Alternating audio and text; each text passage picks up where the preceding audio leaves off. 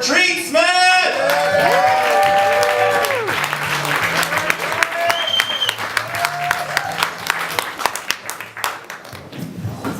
All right, I'm going to be the downer here. So I am the daughter of Hungarian immigrants. Yeah, that's really exciting, isn't it?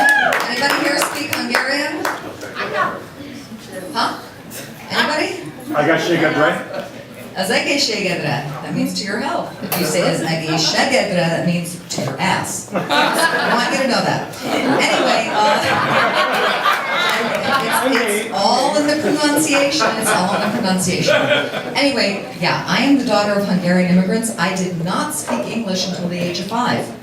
And I spent my childhood listening to my parents tell me about the great story of their escape from Hungary during the 1956 revolution against the Russians. And like most of you, 1956, you weren't even born, okay? Anyway, they walked to the Austrian border. My mother was pregnant with my sister. They had my brother who was 2 years old. He was in a basket. They walked to the Austrian border. They were held by gunpoint. Okay, this is great. And a few months later, they came to America with nothing but the clothes on their back and $5. That's pretty amazing, isn't it? What's even more amazing is my father still has $4.97 of that original $5. He is 84 years old.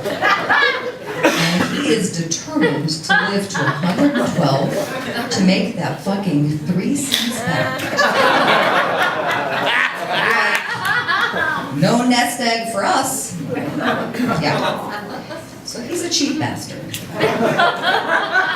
And I hate to admit it, but I have dated 17 versions of my father ever since.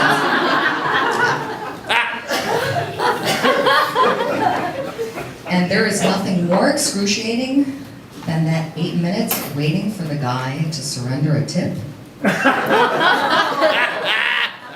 Of which 2 minutes and 45 seconds represent the foreplay and sex in those long relationships. Yeah, it's ugly, it's ugly. And there's no natural segue for this. There's just none. But I've basically decided I'm going to change my attitude about things. And I have decided that I'm going to determine relationship material by the fact that he spends his money freely, he doesn't wear granimals, and thank you for laughing about the granimals,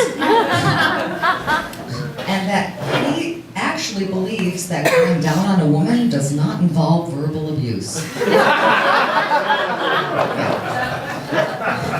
And for lack of a better segue, because it's not ugly enough as it is, my father is a Holocaust survivor. Oh yeah, great, this is a great environment to grow up in.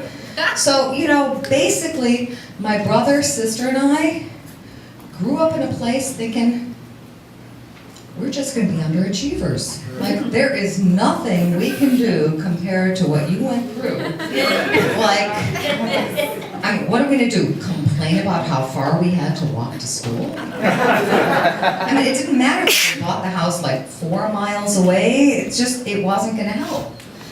So, you know, they tried to assimilate, they tried to make us American, and one summer, my parents set up this lemon stand in front of our house. And there was this sign that said, lemons, 3 cents. Make your own lemonade. And get off the goddamn lawn. All right, so my childhood growing up in Cleveland, yeah, it gets better, Cleveland,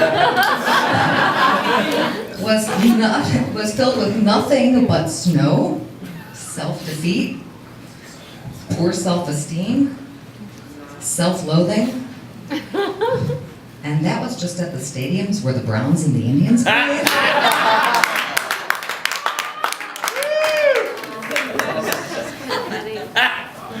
And it wasn't like I could make friends by saying, hey, you want to come over on Saturday and read a book? Or how about we practice walking on eggshells for future relationships in our life with like really rooting men and making our lives miserable. It was, and I'm telling you, it was not a pretty life.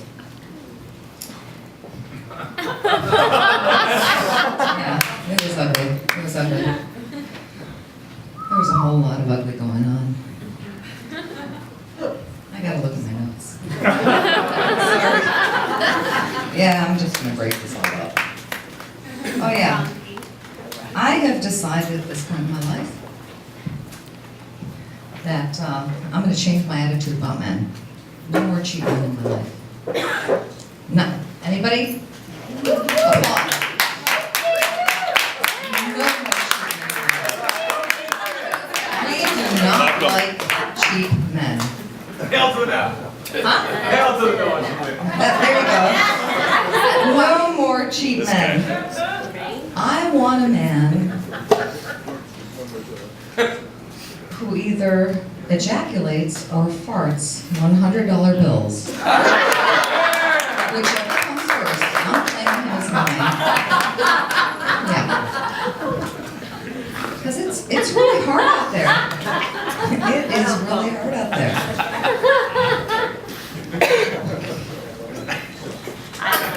And you know, there's a bright spot in all this. My mother has Alzheimer's. Yeah, true story. So she cannot remember that I am single and that I'm going through all of this. But what she doesn't realize is that I just basically approach men the way that Top Chef does. So they start off with a quick fire challenge.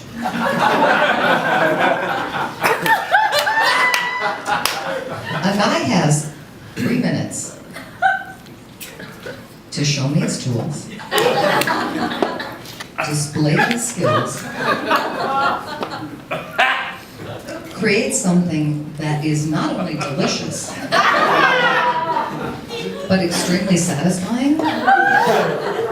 And if he fails that, in the words of my father, I would say, pack your penis and go home.